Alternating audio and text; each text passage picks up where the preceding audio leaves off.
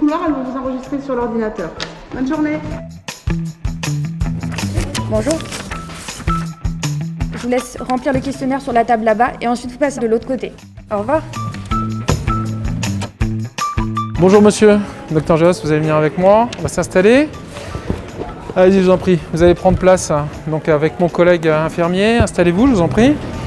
Alors, donc on a quelques petites questions à vous poser. Déjà, la plus importante, est-ce que vous avez fait le Covid lors de la première vague ou après ? Je suis le Dr Joss, donc je suis médecin urgentiste et j'ai été mandaté pour être le responsable médical de ce centre durant la période de vaccination. Donc la première chose à vérifier, c'est l'éligibilité du patient. Une fois qu'on s'assure de l'éligibilité du patient, il y a une liste donc de questions à savoir s'ils ont déjà eu le Covid, s'assurer qu'il n'y ait pas de contre-indication le jour J, c'est-à-dire qu'en fait qu'ils ne soient pas fébriles. Il ne faut pas oublier qu'on reste donc dans une vaccination et que tout comme quand vous allez vous faire vacciner pour la grippe ou un autre vaccin dans votre cabinet avec le médecin traitant, vous avez un examen médical. Même si ça prend du temps, même si il y a des journées très difficiles, voilà, ça fait partie tout simplement de la mission qu'on nous a confiée et c'est surtout qu'en fait ça fait partie de l'effort collectif. Il faut vous vacciner pour qu'on puisse sortir de cette pandémie. Effectivement, on a envie de partir en vacances, on a envie de retrouver les terrasses et autres, c'est quelque chose bien évidemment que tout le monde a envie de faire, mais il faut garder à l'esprit, l'objectif premier c'est de se débarrasser de cette pandémie le plus vite possible et que des personnes arrêtent de se retrouver en réanimation.